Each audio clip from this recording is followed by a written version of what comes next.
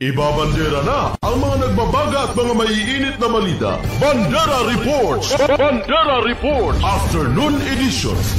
Police Reports. Hospital Reports. Market Reports. Weather Update. City Hall and Capitol Reports. Local, regional, national, and international news. Bandera Reports Afternoon Edition. And now, here's your anchorman.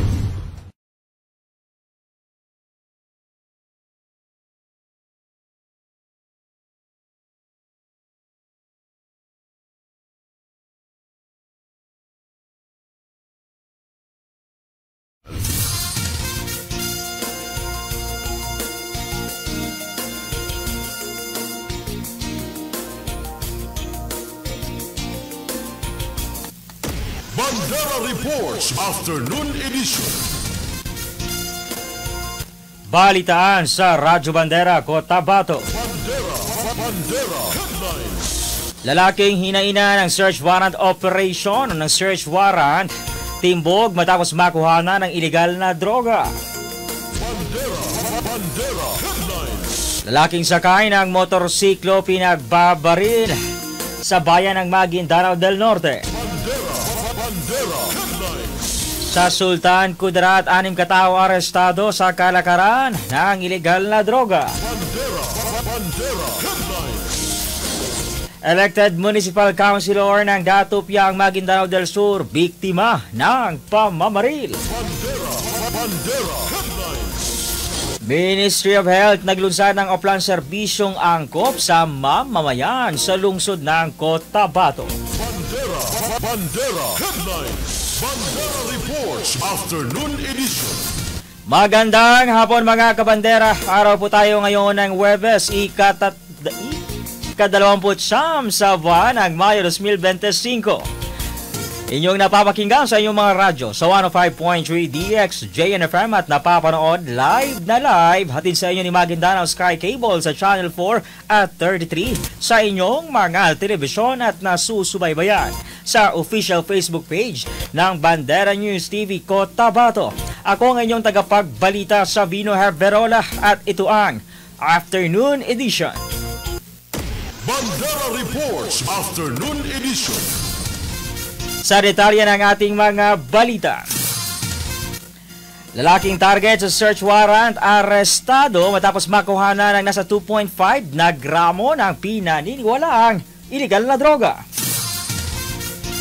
Nasamsam ng mga operatiba ng Tulunan Municipal Police Station ang tinatayang nasa 2.5 na gramo ng hinihinalaang shabu sa isinagawang operasyon sa Barangay Poblasyon Tulunan, Cotabato, bandang alas 10:30 kahapon araw ng Miyerkules, ika-28 sa buwan ng Mayo. Ang operasyon ay isinagawa sa bisa ng search warrant na nagresulta sa pagkakaaresto ng suspect na kinilala sa alias na Cardo, na nasa listahan ng street-level individual, nasa legal na edad at residente ng naturang lugar.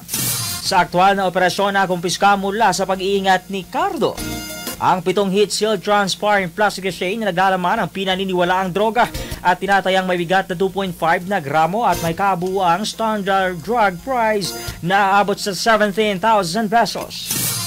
Agad namang ipinaalam sa sospek ang kanyang mga karapatang konstitusyonal gamit ang wika ang kanyang nauunawaan. Alinsunod sa Miranda Doctrine Anti-Torture Law, nakaharap ang nasabing sospek sa kasong paglabag o may kaugnayan sa Comprehensive Dangerous Drugs Act of 2002. Bandera Reports Afternoon Edition. Samantala sa iba pang mga usapin, lalaking sakay ng motorsiklo, biktima ng pamamaril sa bayan ng Maguindanao del Norte, partikular na sa Datu Udin, Sinswat. Ang detalye ihatid ni Raiza Kamid, kabanderang Raiza Bandera mo. Bandera Live Report.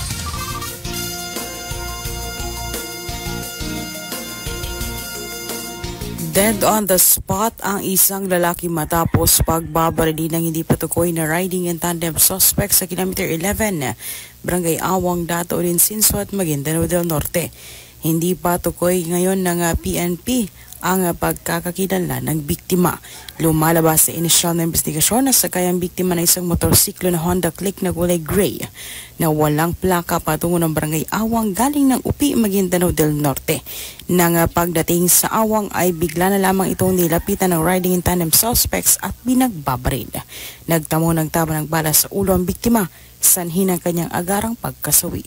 Hindi pa malinaw sa kapulisan ang pagkakakilala ng mga suspect at motibo sa krimen. Mula dito sa Bandera News TV Cotabato, Raiza Kamid, Basta Balita, Ibandera mo. Bandera Reports Afternoon Edition. Samantala, sa iba namang mga usapin, arestado ang 6 na kalalakihan matapos masangkot sa kalakaran o bentahan ng ipinagbabawal na droga. Ito ay sa bayan ng Sultan Kudarat kung saan nagsagawa ng drug bypass operation ang Law Enforcement Unit sa Sitio Mamadra, Barangay Limbo, Sultan Kudarat, Maguindanao del Norte. Ayon kay Sultan Kudarat Town Chief Police Lieutenant Colonel Esmail Madin, target ng operasyon si alias Jomar, pero naabutan ng kapulisan sa lugar ang 5 pang kasamahan nito na nagpapat session sa loob ng kanilang drug den. Nakumpiska mula sa mga sospek ang nasa 40 na gramo o 40 grams ng shabu na tinatayang nagkakahalaga ng 200,000 pesos. Nabatid ang 3 linggo nang isinailalim sa surveillance ng kapulisan ang mga sospek bago tuluyang naaresto. Maliban sa droga at mga drug paraphernalia, nakuhanan din ng baril ang mga nasabing personalidad. Kulong na ang mga sospek at nakatakdang sampahan ng kasong paglabag sa Republic Act 9165 at paglabag sa Omnibus Election Code dahil pa rin sa umiiral na gun ban at illegal possession of firearms. Bandera Reports Afternoon Edition.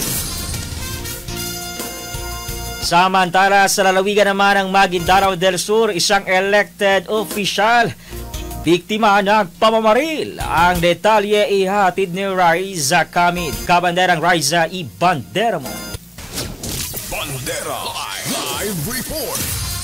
Patay ang elected municipal councilor ng Datopiang, Maguindanao del Sur matapos na pagbabarilin nito lamang Miyerkules ng alas 3 ng hapon sa Barangay Poblasyon, Datopiang, Maguindanao del Sur.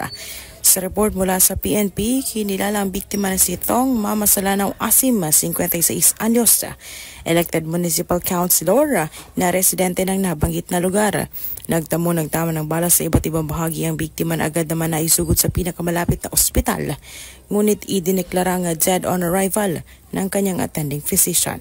Na-recover sa crime scene ang 5 basyo ng mula sa caliber 45 pistol na ginamit sa krimen.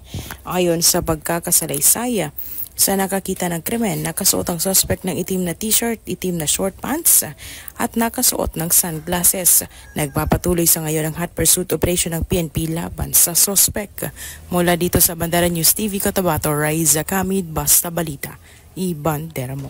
Bandera Reports Afternoon Edition.